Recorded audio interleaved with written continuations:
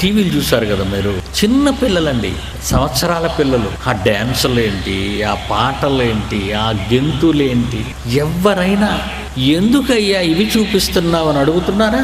అసభ్యకరమైన శరీర వస్త్రధారణతో, అసభ్యకరమైన మానవ అవయవాలను బయట పెట్టుకునే దుస్తులను ధరించుకొని, అసభ్యకరమైన భంగిమలతో చిన్న పిల్లలు మొదలుకొని పెద్దల వరకు కేవలము శరీరాన్ని ఆడించటమే కాదు, నోట పలికిన ప్రతి బూతు మాట ఇది తప్పు అని, ఇది ఆపేయండి అని ఎవరైనా అడగగలుగుతున్నారా?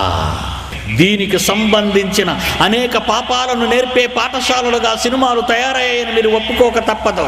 ఒక నటి ఎలా ఒళ్ళు బయట పెట్టుకుని డ్యాన్స్ వేస్తుందో, ఒక నటుడు ఎలా తన ఒళ్ళును బయట పెట్టుకుని అసహ్యంగా డ్యాన్స్ వేస్తున్నాడో గుర్తించుకున్న ఈ చిన్ని వయసులోని బిడ్డ తన మనస్సులో ఏం అయిపోతుందో ఎవరైనా ఆలోచించారా?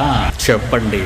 ఒక ముఖ్యమంత్రి చెబుతున్నాడా పాఠాన్ని? ఒక దేశ ప్రధాని చెబుతున్నాడా ఈ పాఠాన్ని? ఈ అసెంబ్లీ చెబుతుందా పాఠాన్ని? ఆ పార్లమెంట్ చెబుతుందా ఈ పాఠాలని? సెన్సార్ బోర్డుకు బుద్ధుందా? లేదండి. సమాజాన్ని పాడు చేసేవాళ్లే వీళ్ళంతా.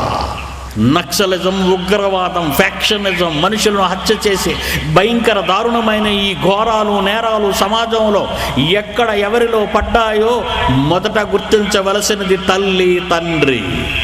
తల్లిదండ్రులు చేసిన తప్పులే ఈ సమాజానికి శాపంగా మారాయి. నీవు నేర్చుకునే పాఠాలే తలక్రిందులైతే ఈ సమాజాన్ని ఎవరండి బాగు చేస్తారు?